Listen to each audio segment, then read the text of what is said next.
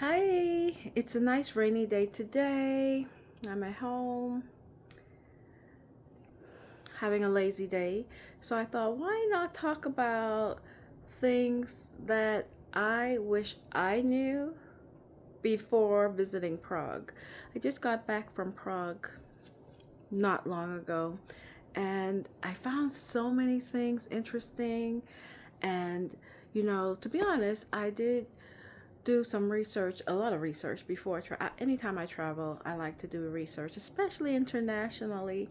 So I looked and looked for so much things, about the culture, about, visiting Prague, and all I could find was about places to eat, things to, um, places to visit, um, tours and stuff like that. But it's so hard to find about people's real experiences while traveling. I love to travel. This year so far, I've already been to the Bahamas. I'm actually from the Bahamas, fun fact. Grew up on a very small island in the Bahamas called Long Island. So, I probably talk about that.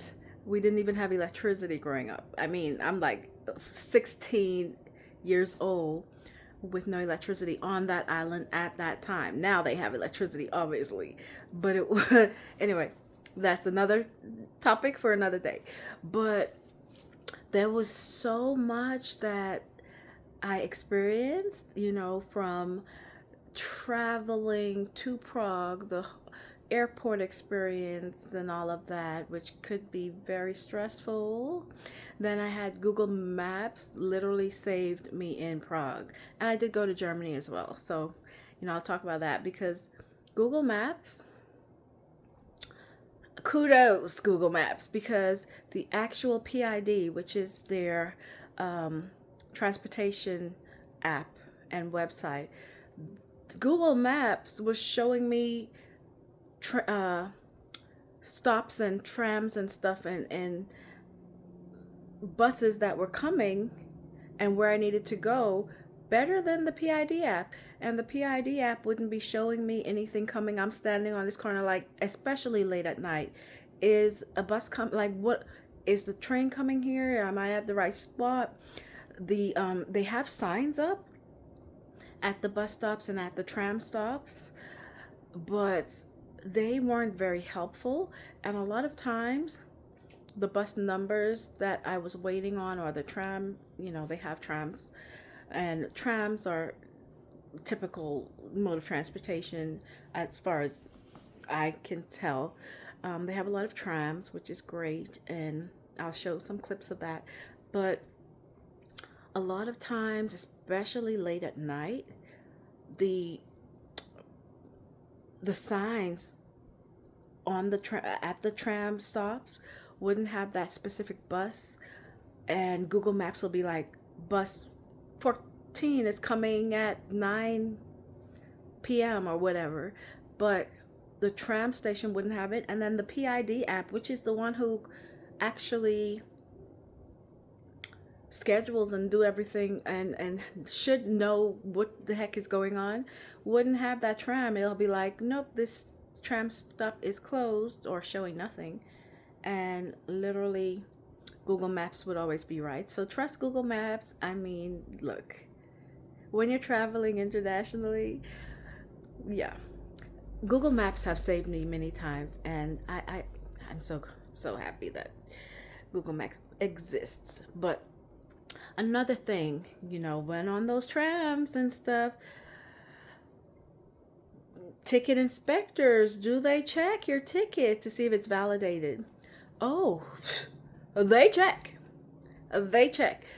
I was in Prague for a week, and I've only been stopped one time, but I was shaken because I got from the airport, and the when I got from the airport, I took the bus to the tram. On the tram on the way to the hotel, literally about 10 minutes from the hotel, ticket inspector came in. He's looking at everyone. Big buff guy, look very intimidating. And he's like, ticket. They don't. He didn't speak English very well, so but I knew because I did a little research. I knew, but that's also confusing as far as getting your ticket validated. Should you get the ticket at the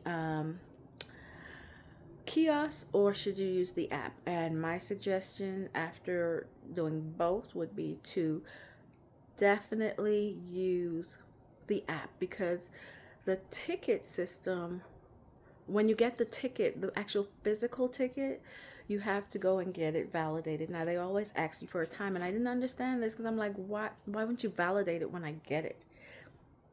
If I'm getting it for 3 days, 1 day, 3 hours, just validate it. I mean, I didn't understand it. It just didn't make sense to me, but I guess people can buy in advance and yeah, I guess validate it when you want. So validating was interesting too. I did validate and luckily we validated and made sure it was validated. But on those physical tickets, when you do validate, it just puts everything in check, but it has like a time or something like something on there. It prints onto the ticket to show it's validated, but I wasn't able to understand it, and I have the ticket here, so I'm gonna show you guys. So it was hard really knowing, okay, when does this expire? Because I got it for 3 days, and then you have to, remember when you got it and the exact time and all that, because I couldn't understand how it was printed on there. I couldn't figure out how to tell the exact time and the date. And everything is obviously in check because you're visiting another country. So, no, they are not going to have things in English for your convenience. No, no.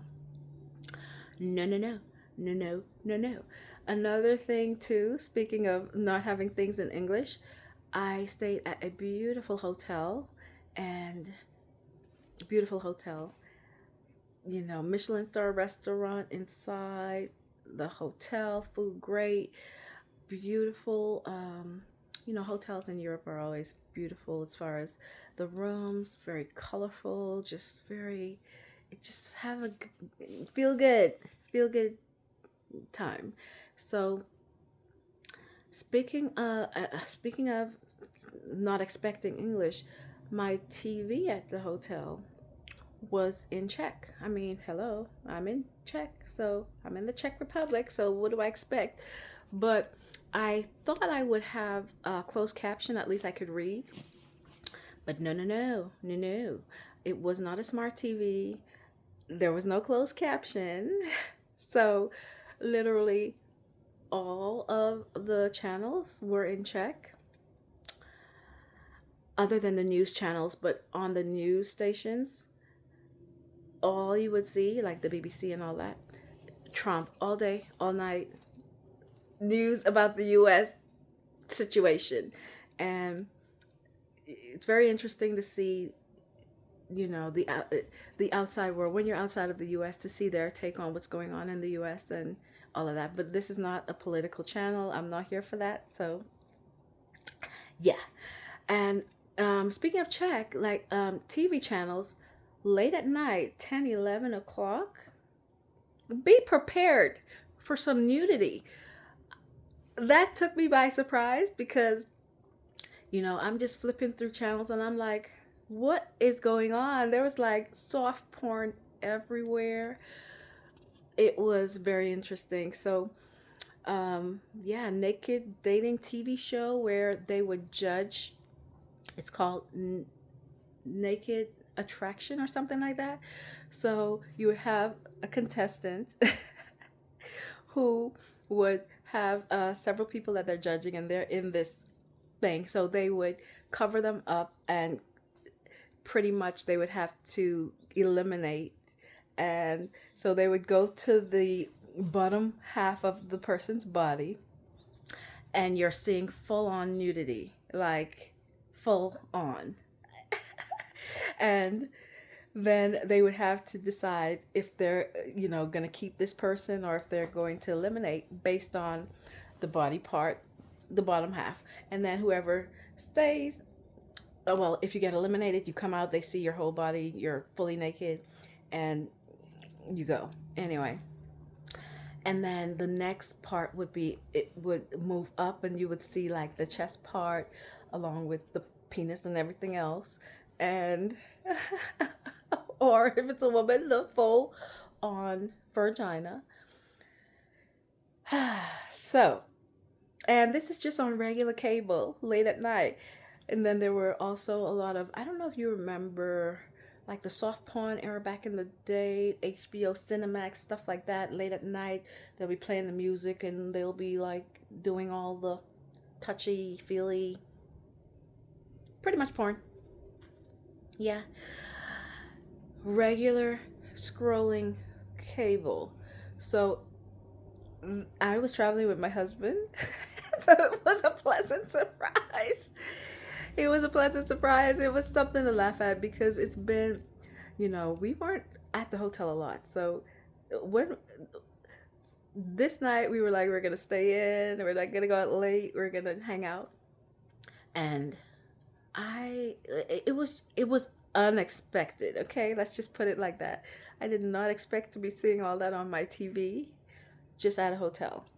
And so if you're traveling with children, sometimes I travel with my kids. My kids are older. I mean, they're 16, 17. They're older kids. But and I get them their own room because I don't like sharing rooms. So I would sometimes get my kids their own rooms. So if you're traveling with your kids, that's something to think about for sure, and be mindful of. So that's, yeah, we're going to be talking about a lot. So stay tuned. Yay. I'll be back.